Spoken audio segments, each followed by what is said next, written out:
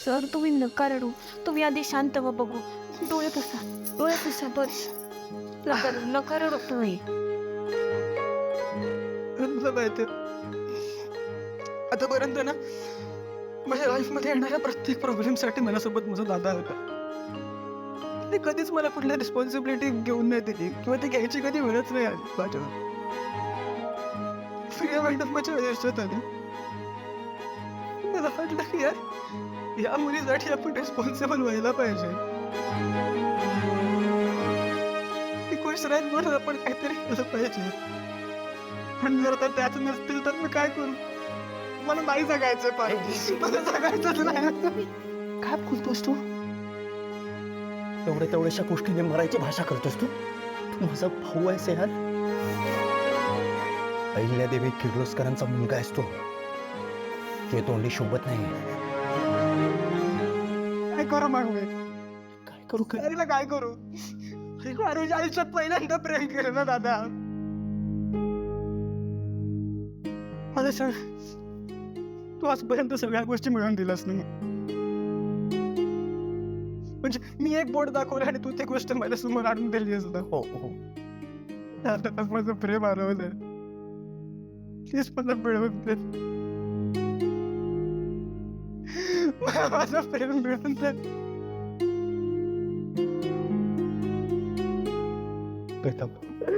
आपण करूया काहीतरी. तू काळजी करू नकोस. शांत हो.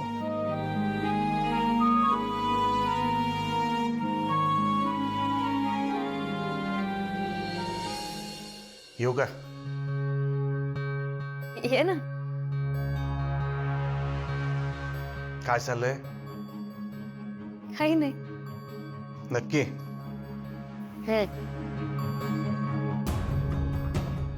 नाही काही असेल तर सांगू शकतेस तू बाईला. नाही रे दादा, असं काहीच नाही.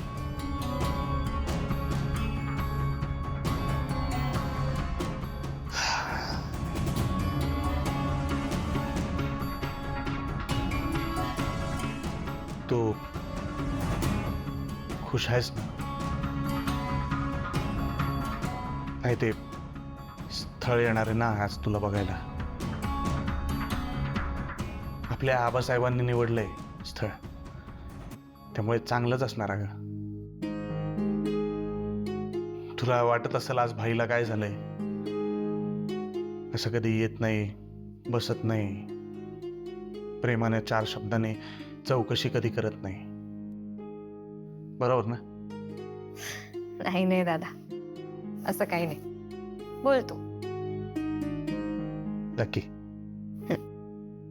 मला माहित नाही तुला ठाऊक आहे का नाही, पण कायमच लक्ष असतं अगं माझं तुझ्यावर. काळजी असते तुझी.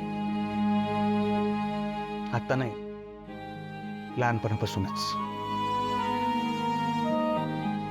लहानपणापासून लई जपलंय अगं तुला. तुझ्याकडे असं कुणी डोळे वर करून बघितलं ना, तळपायाची आग मस्तकात जायची माझ्या.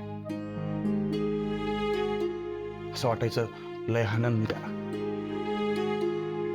पण तेव्हा तू जवळ असायचीस ना. पण आता लग्न ठरते तुझं. म्हणजे लांब जाणार तू आता आबासाहेबांनी माझ्यापासून.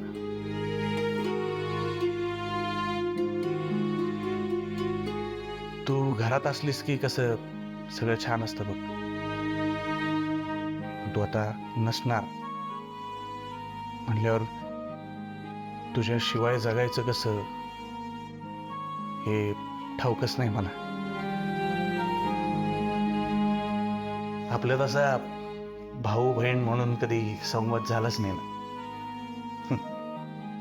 आत्ता पण तू मुंबईला गेली होतीस तेव्हा लई काळजी लागून राहिली.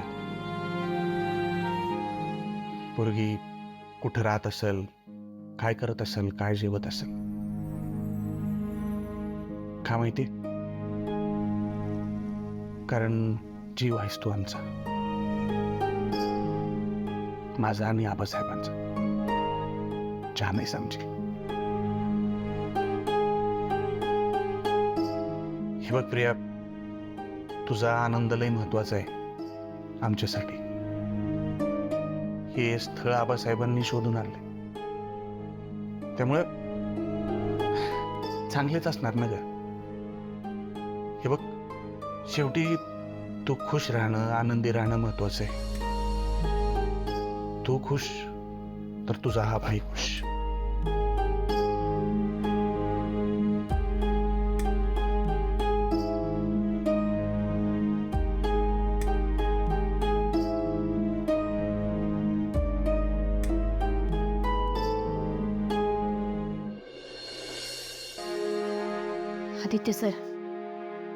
आदित्य सर हे बघा, मला माहिती आहे तुम्हाला लई टेन्शन आलं आहे, पण तुम्ही नका ना काळजी करू.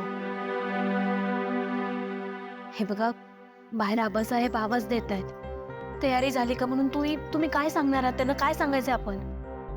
मला प्रीतमची खूप काळजी वाटते. त्याची अवस्था बघवत नाहीये.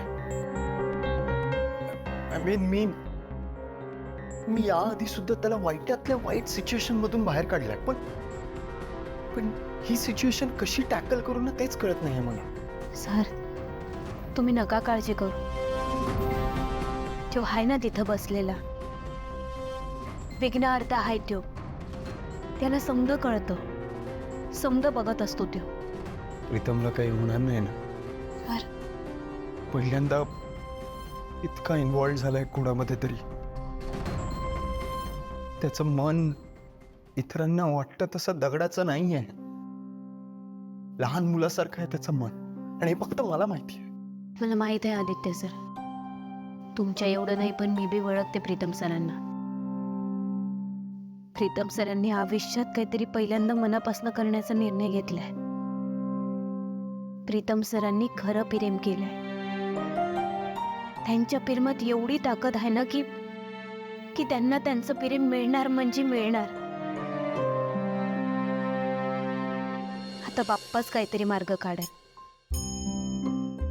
हन सर, आपलं ठरलंय ना की प्रिया मॅडम आणि प्रीतम सरांचं लगीन होणार, हे नक्की.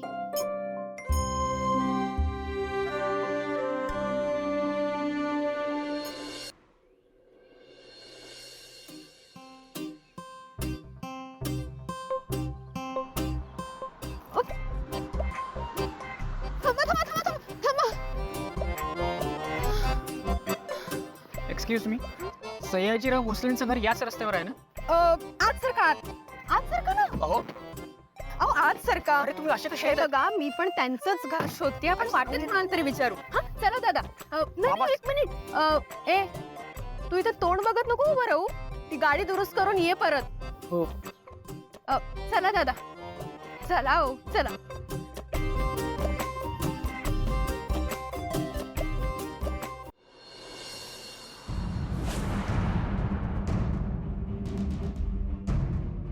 अरे थांबा पार्वती, पाहुणे आले बघ.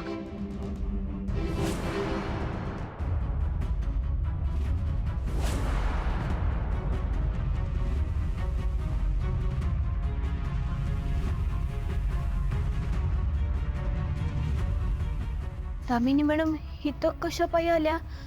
अरे तेव्हा आता काय करायचं? मंदा मावशी, हे घ्या.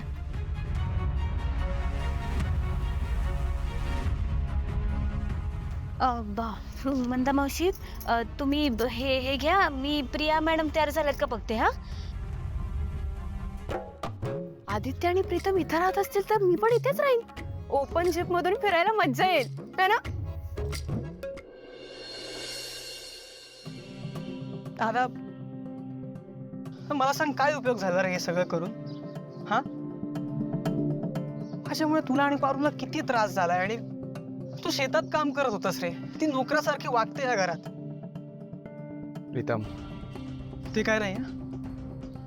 हे गणपतीचं विसर्जन वगैरे झालं ना की आपण आबासाहेबांना जाऊन सरळ मागणी घालायची प्रिया मॅडमसाठी. प्रीतम, अरे दादा, अरे ते मेहनत आपण करायची आणि फळ कोणतरी दुसरं घेऊन जाणार का? आणि आपण काय बघत बसायचं? Pritam, please have patience. हे बघ, ती मुलाकडची लोक फक्त तिला बघायला येतात. लग्न नाही ठरलंय. योग्य वेळ बघून आहे ना आबासाहेब. आदित्य सर अरे काय झालं? आदित्य सर लई मोठं घोटाळा झालं. अगं काय झालं? ते खाली पाहुणे आल्यात. अरे तेच टेन्शन आहे ना आपल्याला. नाही नाही प्रीतम सर ते टेन्शन नाही. जे टेन्शन आहे ते आपल्या घरातलं लई मोठं टेन्शन आहे. अरे काय ते स्पष्ट बोल ना यार. इकडे या. थांबा असं हळू हळू.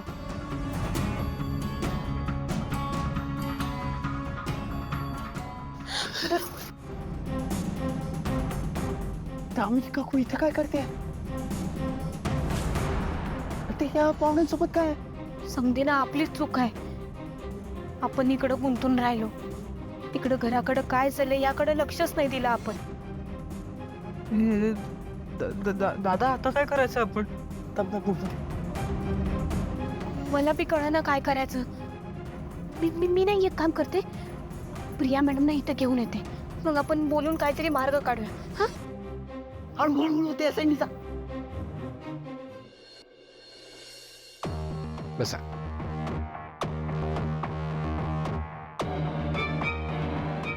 म्हणतात एक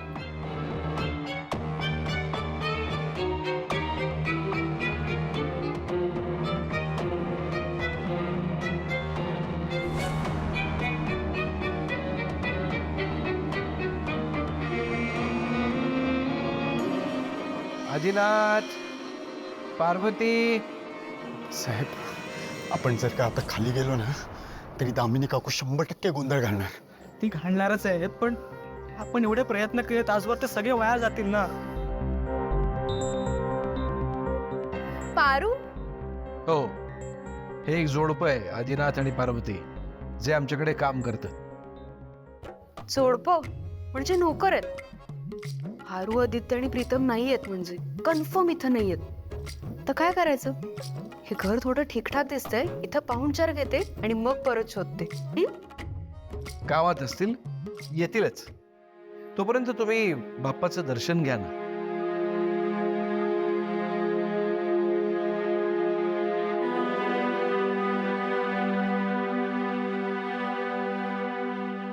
ओ प्रसाद द्या ना. की मी माझ्या हाताने घेऊ? घ्या घ्या. सफरचंद घेते. चालेल. गणपती दिसेल. या आपण चालले कुठे? सांगतो सांगतो. काय झालंय? मला इथे का बोलवलंय? प्रिया मॅडम हे बघा, तुम्हाला बघायला जे पाहुणे आले आहेत ना त्यांच्या बरोबर दामिनी मॅडम सुद्धा आली आहेत. काय? अगं पण मुलाकडच्यांसोबत दामिनी मॅडम कशा आल्या? त्यांचा इथे काय संबंध? तेच तर कळत नाहीये. मॅडम हे बघा आता इथे काय पॉसिबल होईल असं वाटत नाहीये मला. आता आपल्याला इथून पळून जावं लागणार आहे. कुठे पळून जाणार आहेस?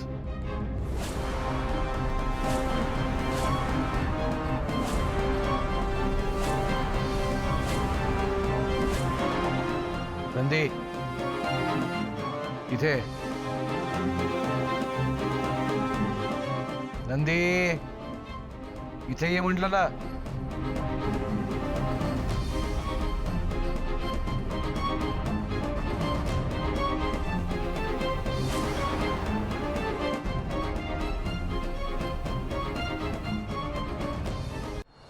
साहेब प्रताप मला सांगत असतो, नंदी नेहमी कामातून पळ काढत असतो म्हणे.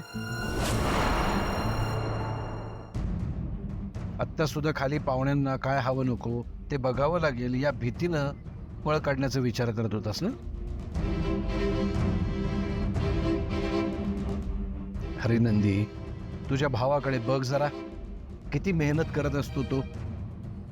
हा?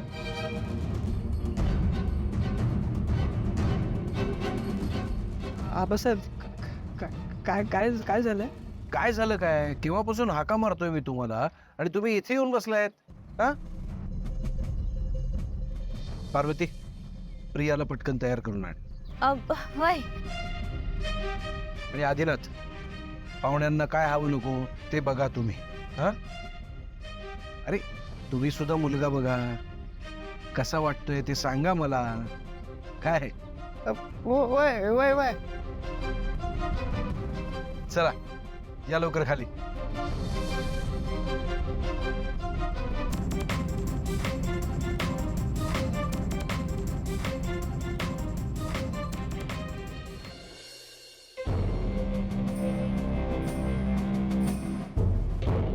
कोण नाही.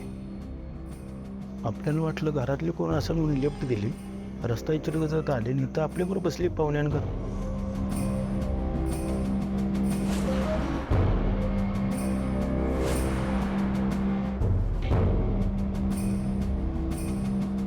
मुलगी तयार होते ये दिलंच.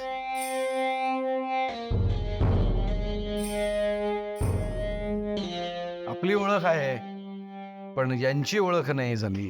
मी दामिनी. पार्वती, प्रियाला घेऊन ये. झाली का तयार?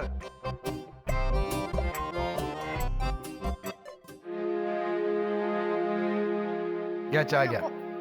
मी ऍपल खाते.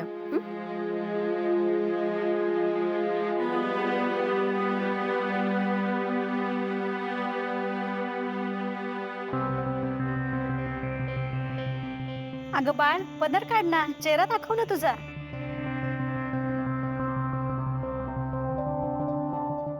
प्रिया, अगं आपलीच माणसं आहेत, लाजू नकोस. दाखव चेहरा.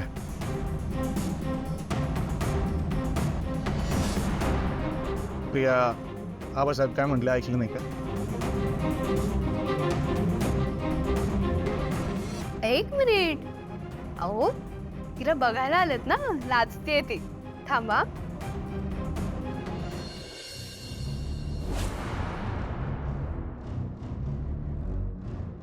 प्रिया,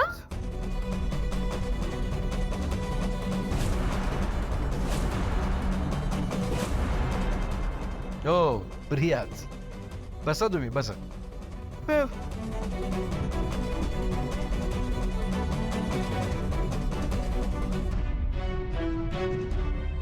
यांचं नाव कळलं पण ओळख नाही कळली. कोण आहेत या तुमच्या?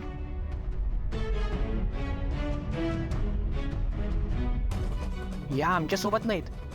तुमचा पत्ता विचारत होत्या म्हणून आम्ही फक्त लिफ्ट दिली. आम्हाला वाटलं तुमच्या कोणीतरी पाहुणे असतील.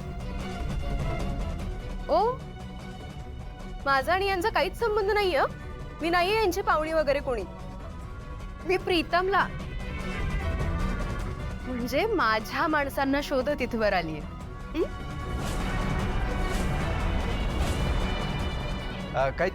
काहीतरी गैरसमज होतोय पण हरकत नाही.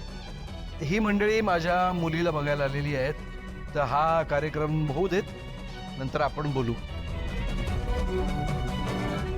सयाजीराव, तुमची मुलगी म्हटल्यानंतर बघण्याचा काय प्रश्नच नाही.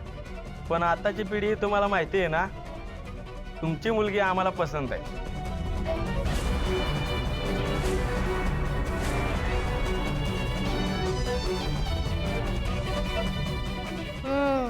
तशी चांगली आहे मुलगी. आमच्याकडे कामाला होती.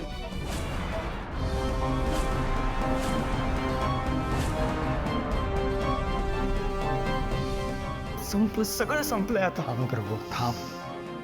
एक मिनिट.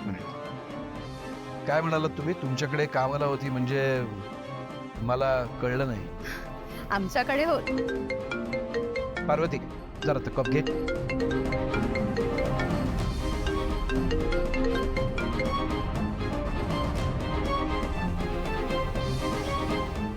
काय? हो, आलोच. जरा इमर्जन्सी झाली आहे, आम्हाला लवकरात लवकर जावं लागेल. पण मला मुलगी पसंत आहे. आजीला हॉस्पिटलमध्ये ऍडमिट केलंय, आम्हाला लवकर निघावं लागेल. बर सयाजीराव, आता थोडी गडबड आहे, चला निघतो आम्ही. येऊ परत लवकरच बोलणं करायला. तर ताई बोला, काय म्हणत होतात तुम्ही? तुम्ही प्रियाला ओळखता म्हणजे नक्की काय? अर्थ नाही कळणार मला. एक मिनिट. तुम्ही मला प्रश्न विचारावे एवढी तुमची लायकी असेल असं मला वाटत नाही.